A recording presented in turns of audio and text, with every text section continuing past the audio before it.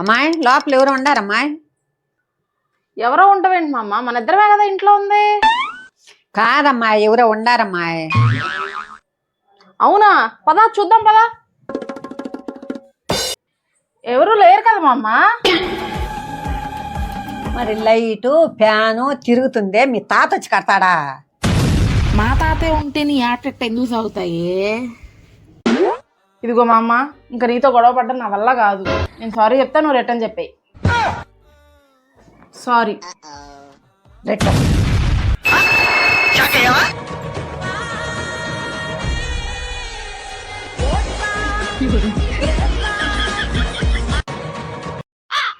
మామ మామ, నీ మనవాడికి దెబ్బ తగిలింది. అవునా, మరి ఏం చేసావే? ఇప్పుడే ఇన్స్టాలో వాట్సాప్ లో స్టేటస్ పెట్టేశా. ఎవరురా నువ్వు? ఇంత టాలెంటెడ్ ఉన్నావు. You are really a god gifted child.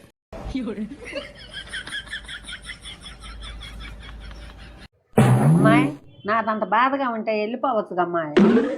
నేను నీతో ఉండి బాధనైనా భరిస్తా గానీ నేను వెళ్ళిపోయాక నువ్వు సంతోషంగా ఉండటం నేను భరించలేదు. మీ దుంపల్ మీరెక్కడ తయారయ్యారా బాబు? పక్కింటి ఆయన వాళ్ళ ఆవిడ్ని ప్రతి సండే షాపింగ్ కి తీసుకెళ్తాడంట. నీ మనవడు ఉన్నాడు, అసలు ఎప్పుడు తీసుకెళ్ళాడు నన్ను. నా మనవడు తీసుకెళ్తానంటే అమ్మాయి వస్తుందో రాదునే. అమ్మాయి వస్తుందో రాదునే.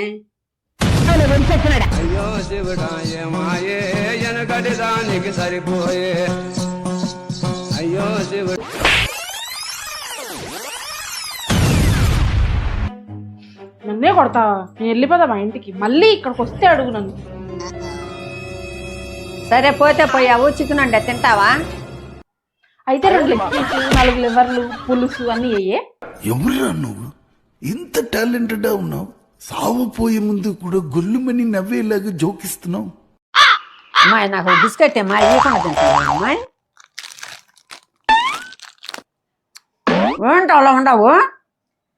ఏం చేయను మా అమ్మ, అప్పుల బాధ ఎక్కువ అయ్యి నీతో ఏగలేక ఆ బిస్కెట్లలో పురుగుల మందు కలుపుకొని తింటా. అది కూడా నువ్వు తిననివ్వకుండా నువ్వే తింటున్నావు. ఓమో,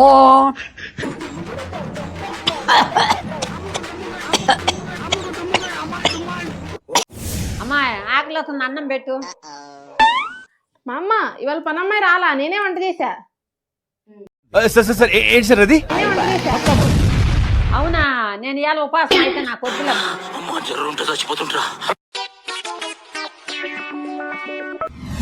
మొన్న చెప్పులు వేసేటప్పుడు చిన్న సైజు ఎందుకు తీసుకున్నావే?